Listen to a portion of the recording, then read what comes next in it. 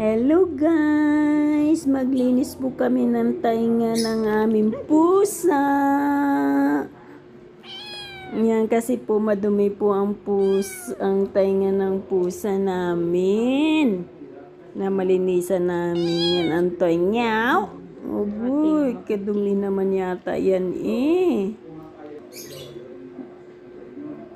Aroy. Aroy. Ayaw ang likwat.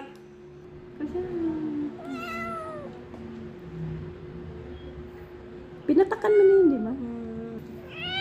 We mix together. Yung totally mo. Yan, hindi po masilan guys yung aming tagalinis. Tingnan mo guys, hindi siya gumagamit ng gloves. Only walang gloves. The other one, very dirty.